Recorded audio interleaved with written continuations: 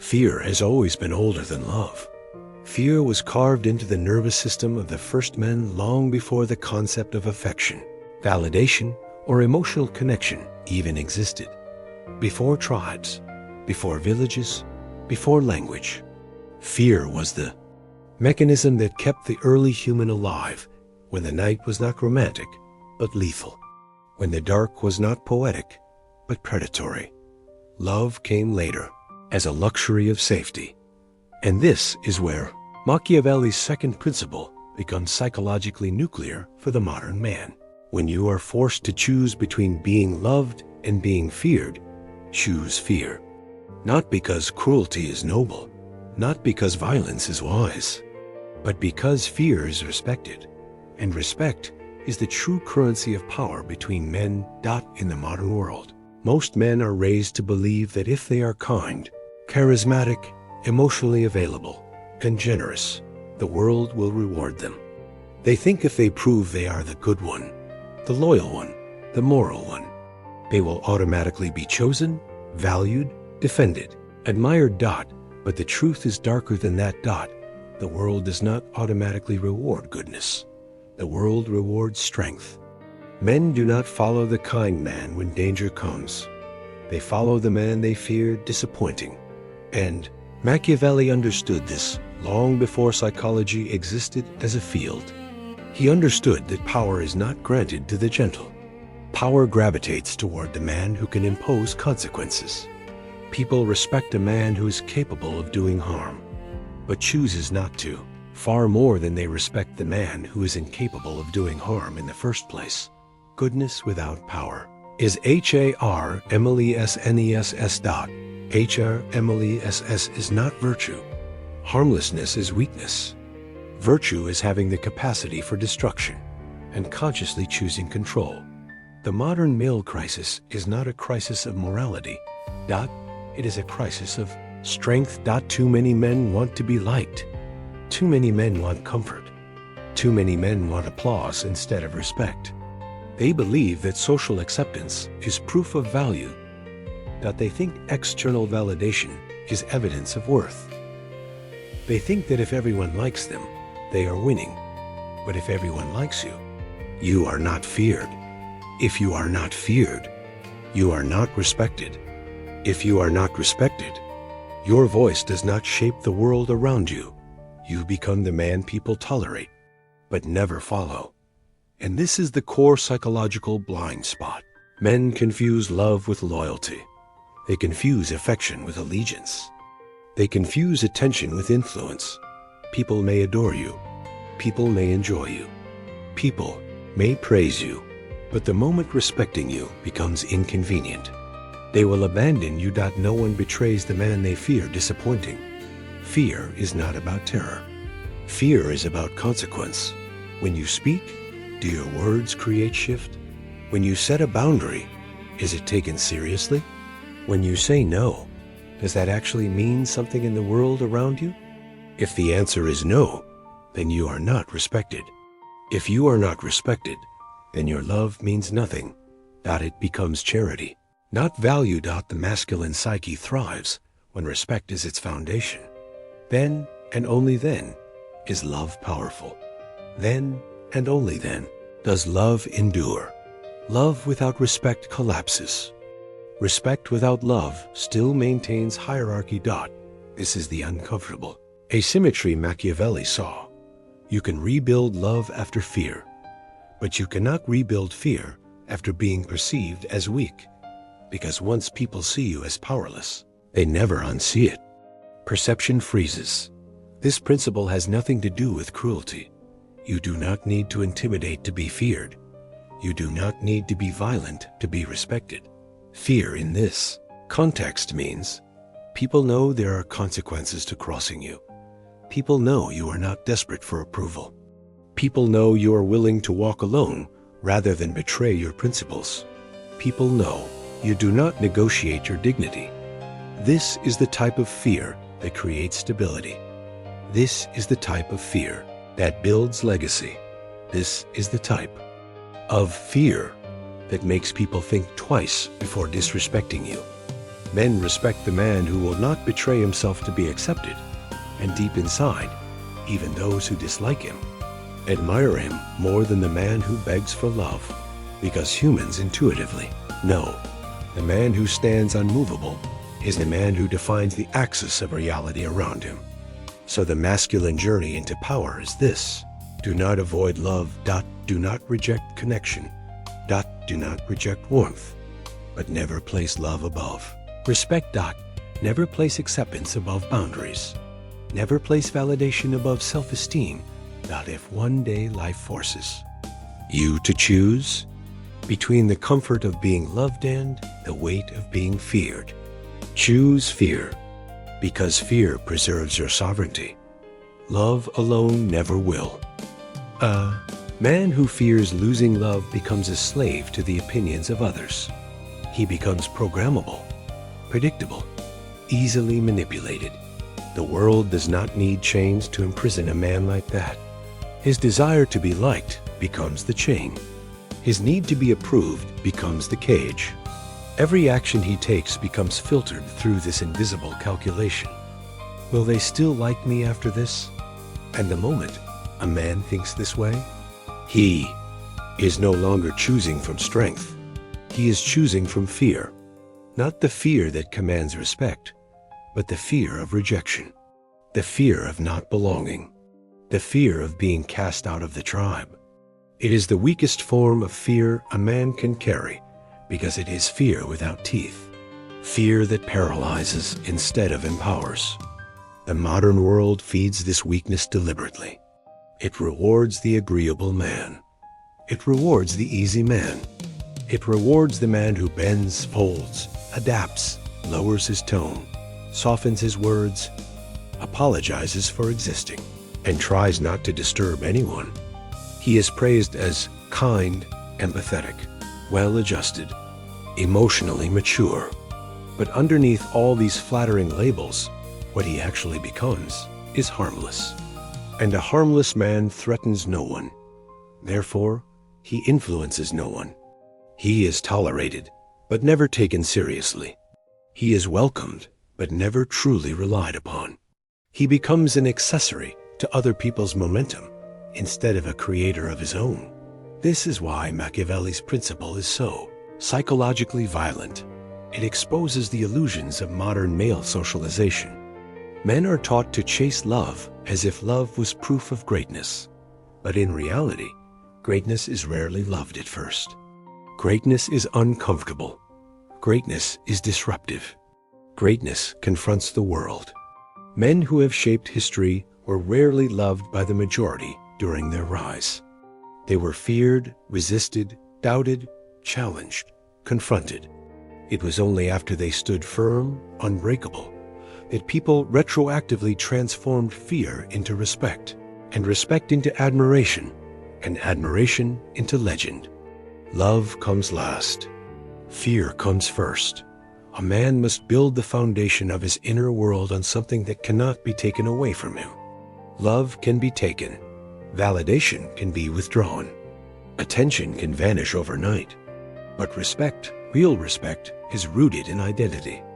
It is rooted in the consistency of a man's values and principles. It is rooted in the certainty that he will not betray himself to win affection. Respect is earned not by pleasing others, but by defining yourself without apology. It is recognition through strength, through competence, through self-command, through boundary. And boundaries are the architecture of masculine sovereignty. The man who is respected can afford to be loved later. The man who is only loved will rarely ever be respected later, because the world eventually tests every man. The world wants to know which men are solid and which men are made of smoke. The moment adversity arrives, the man who has built his identity on wanting to be liked collapses instantly. He cannot defend himself. He cannot protect what matters. He cannot stand against conflict. And once a man proves he cannot stand, no one ever truly trusts him again. Fear is not about domination. It is about certainty. When a man chooses respect over affection, he chooses self-possession over dependency. People feel that. People sense that. Humans are biologically wired to test hierarchy. Men especially. In every male group, consciously or unconsciously, hierarchy forms instantly. Not through votes. Not through discussions.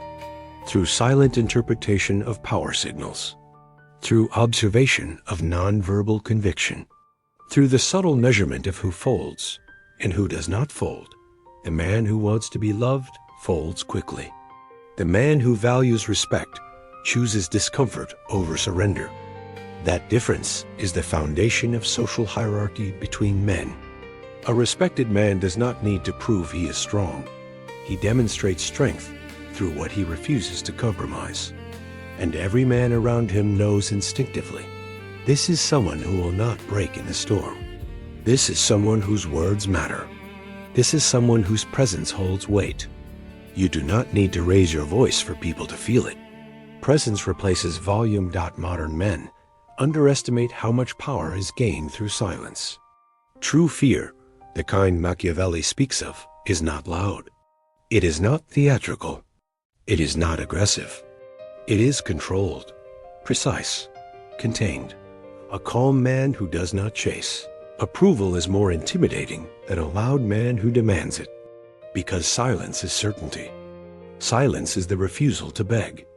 Silence is the demonstration that you are complete in yourself. And the man who is complete in himself cannot be manipulated. That is why fear, this kind of fear, is superior to love. Love seeks response. Respect does not require permission. When a man stops needing the world to validate him, the world becomes forced to interpret him differently. People stop viewing him as someone to entertain. They start viewing him as someone to measure themselves against.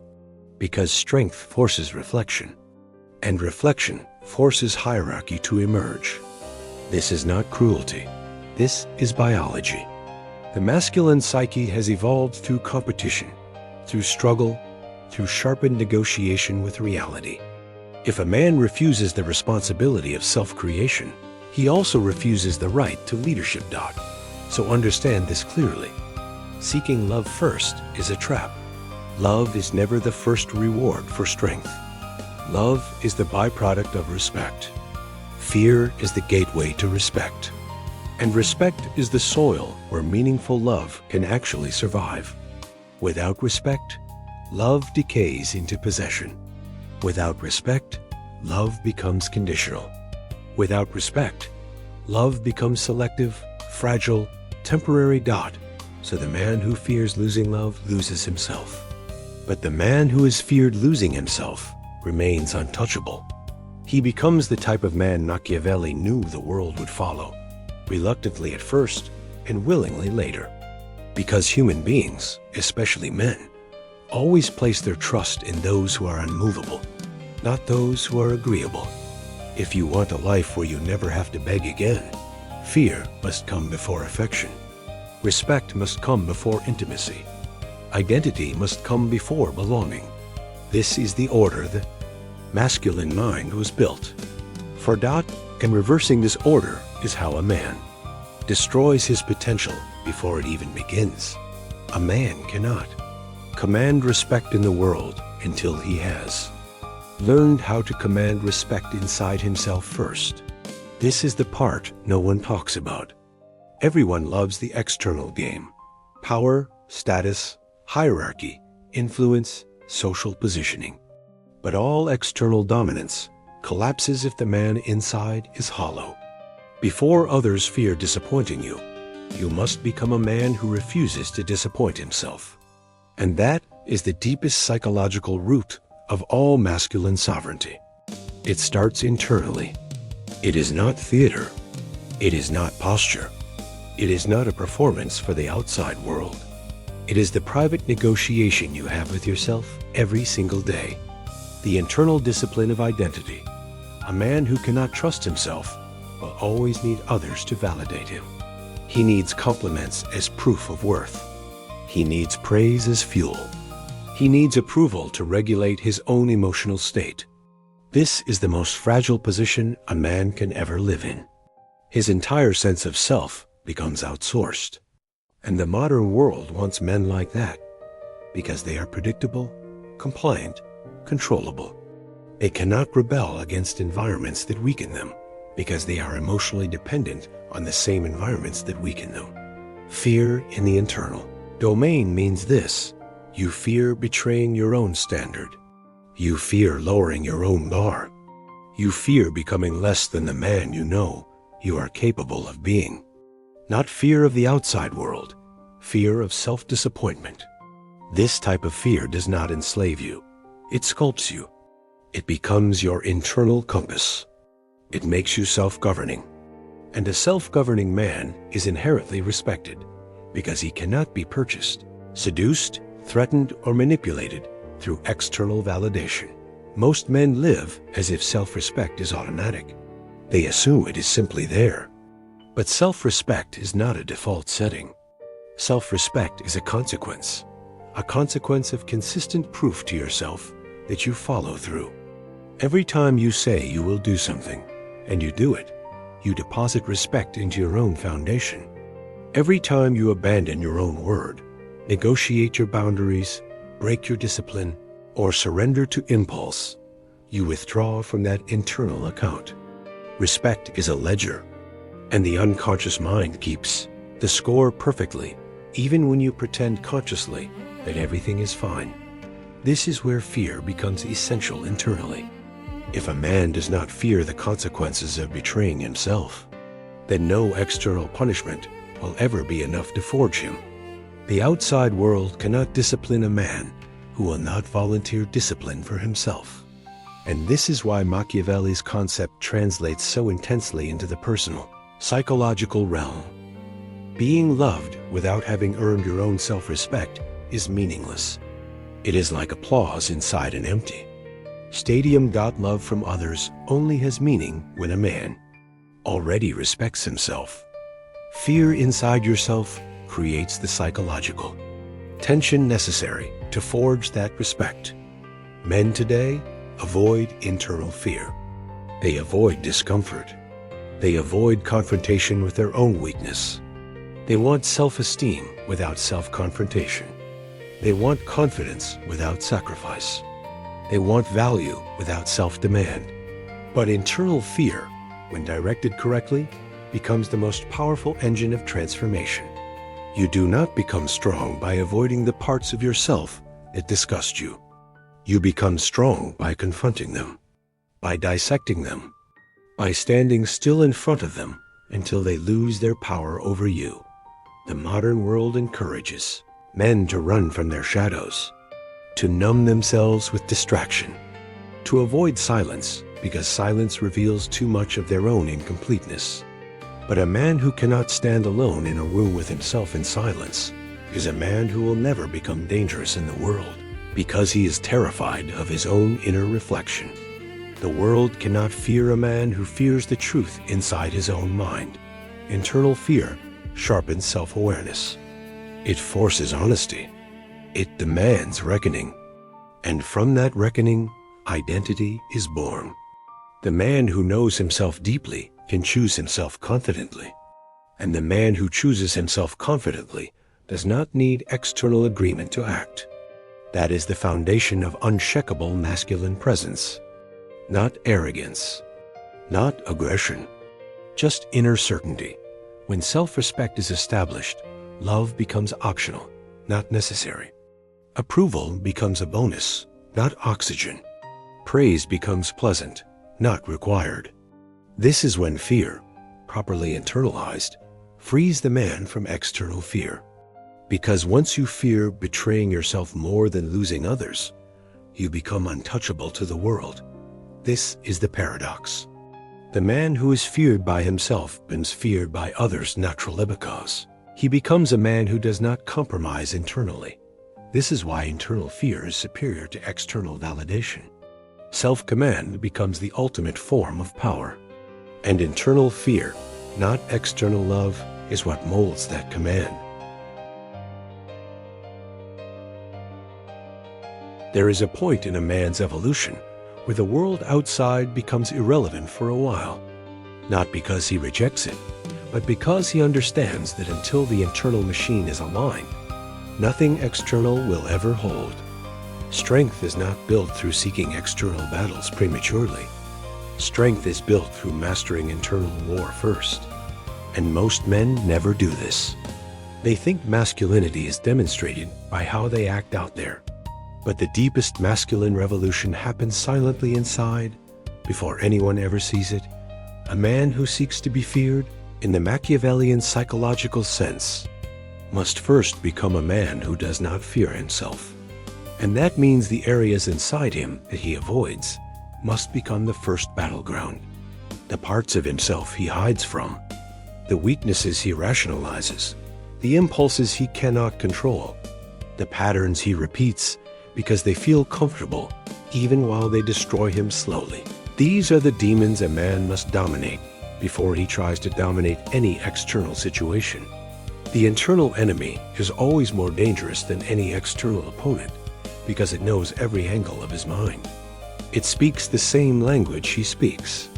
It wears the same voice he uses to narrate his reality. Internal fear, when properly directed, forces exposure. Exposure forces clarity. Clarity forces responsibility. And the moment the man admits to himself the truth of what he currently is, without excuses, that is the moment he begins the transformation toward the man he could be. Internal sovereignty begins by removing every illusion that comforts weakness. Weak men require illusions to function. Strong men require truth, even when it hurts. Especially when it hurts. Most men will never become self-respected because they never force internal confrontation. They build identities around coping mechanisms, not around self-mastery. They build personalities around what keeps them emotionally comfortable, not around what keeps them aligned to their highest potential. Growth demands discomfort, and discomfort demands internal fear. Fear of staying the same. Once a man reaches this stage, discipline stops being something he tries to do and becomes something he is. This is the psychological shift. A disciplined man is not a man who fights temptation constantly. A disciplined man is a man who has reshaped his identity to such a degree that temptation simply becomes irrelevant to his direction. He does not resist because he is not attracted to the same things as before. His values have changed. His lens has changed.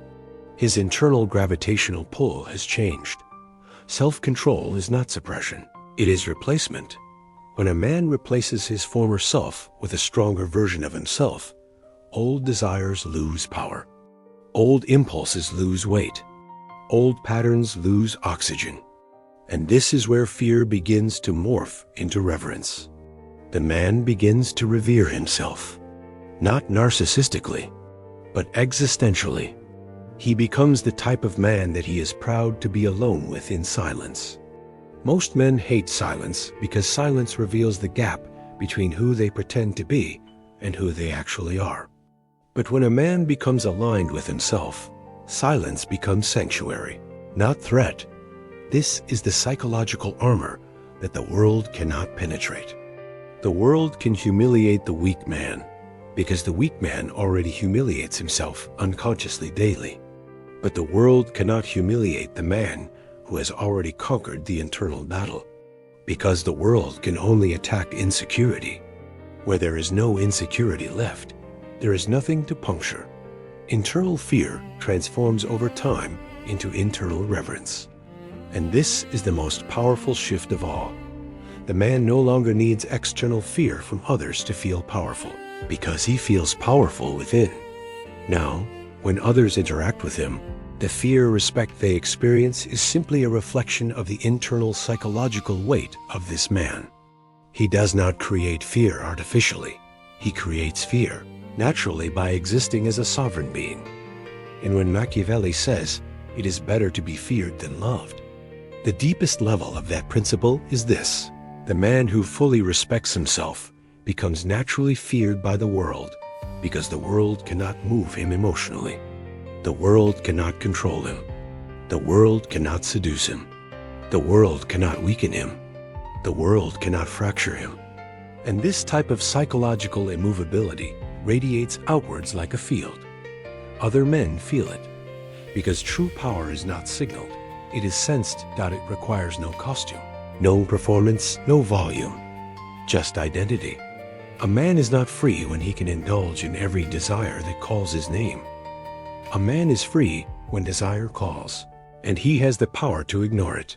Pleasure has become the new enemy of the modern male psyche. Because pleasure is no longer a rare reward earned through battle, conquest, achievement, or meaningful progression. Pleasure has become cheap, abundant, unlimited, and instantly accessible. And what becomes abundant becomes worthless. What becomes easy becomes corrosive. Men today drown in pleasure because the world has optimized itself around sedating male potential, not elevating it. The man who cannot control his craving for pleasure will never control his destiny. This is why internal fear, the psychological fear of disappointing yourself, becomes the spine of masculine willpower. When a man fears the long-term consequences of indulging his impulses more than he fears the short-term discomfort of restraint, he becomes sovereign over pleasure. He becomes the ruler of his desires instead of being ruled by them. Pleasure used to be something a man experienced after challenge. Today, men seek pleasure instead of challenge. The world offers infinite substitutes for purpose. Short-term dopamine, short-term stimulation, short-term escape, short-term relief. Men are not losing their strength because they are incapable. They are losing their strength because they have placed pleasure above self-respect. And every time you choose pleasure over potential, you communicate silently to your own mind that comfort is worth more than greatness. That is how a man becomes powerless without anyone ever needing to break him. You destroy a man by making pleasure cheap, because cheap pleasure kills hunger. Hunger is the engine of ambition. Without hunger, a man forgets what his soul could become. Weak men believe that the purpose of life is to feel good. Strong men understand that the purpose of life is to become someone worthy of respect, starting with self-respect. Self-respect is born in the moment. A man chooses discomfort over weakness. When you deny yourself a pleasure you could have indulged in easily, you prove to yourself you are not a slave to desires. That single moment, even if small, becomes a micro-evidence of sovereignty. Self-respect is stacking micro-evidence like this repeatedly, until the identity becomes impossible to break. Pleasure is not the enemy. Dependency on pleasure is. A man should be capable of experiencing pleasure fully, but not needing it to function. The world admires the disciplined man because discipline is rare, and it's rare because discipline is painful. No man becomes formidable by accident. He becomes formidable through the repeated willingness to endure discomfort voluntarily. Men who rely on pleasure to regulate their emotions can never be feared nor respected, because they cannot say no to themselves. And if you cannot say no to yourself, you will never be able to say no to the world. You will never be able to set boundaries externally if you cannot set boundaries internally. This is where Machiavelli becomes terrifyingly relevant.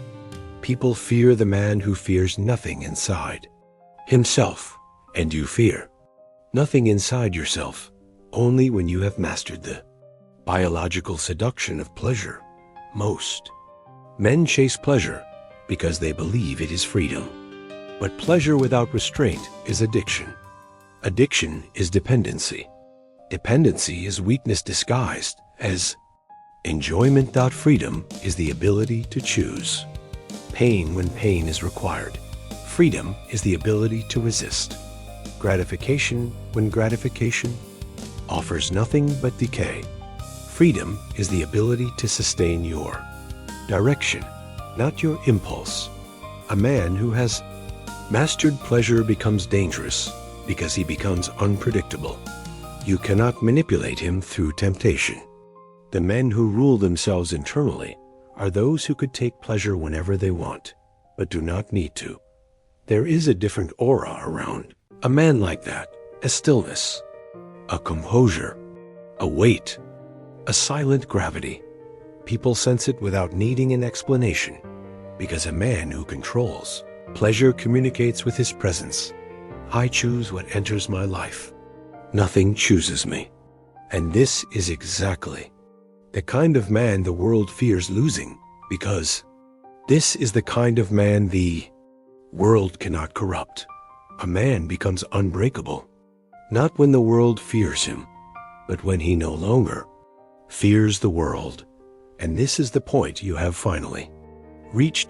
Everything that came before this moment, every internal cut, every discomfort you tolerated, every impulse you rejected, every piece of potential you protected against the seduction of cheap pleasure, all of it was preparation for this exact transition, because this is not about being feared by others in the superficial primitive sense.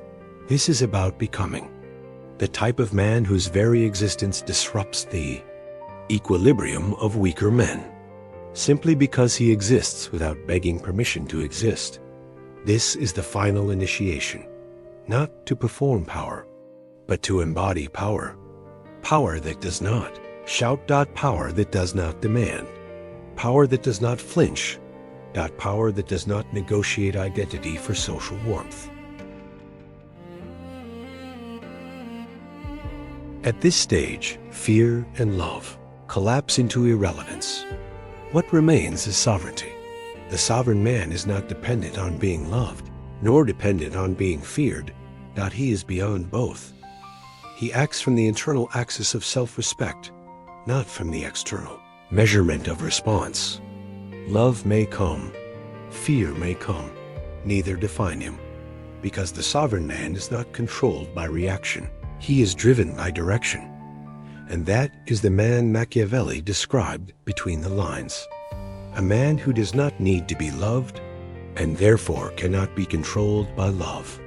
A man who can be feared, and therefore automatically earns respect without requesting it. This is the paradox of mastery. When you no longer crave fear or love from others, both begin to orbit you naturally. Men follow the self-governed. Men trust the self-disciplined. Men respect the self-defined. Men fear the self-contained, because these are the rarest men alive, and rarity is sacred. This final initiation ritual is not spoken out loud. There is no oath. There is no external witness. There is no ceremonial authority to approve you. The only witness is you. The only judge is you. The only voice you must not betray is your own. So this is your final internal covenant. You will never again lower yourself for the comfort of others. You will never again dilute yourself to be accepted by those beneath your potential. You will never again apologize for becoming powerful enough to choose discomfort over pleasure, purpose over impulse, self-respect over validation. From this moment forward, you choose the long arc over short reward. You choose principle over popularity. You choose the silent straight spine over the soft bend of seeking approval. You choose the man you know you could become over the man the world tries to seduce you into staying. This is the moment where the internal fear evolves fully into internal reverence, where you fear betraying your potential more than losing affection. Where you fear stagnation more than judgment, where you fear staying small more than walking alone. This is the moment where you step into adulthood of the masculine psyche. Not age, not physical maturity, not social status, but existential sovereignty. Now you understand the true meaning.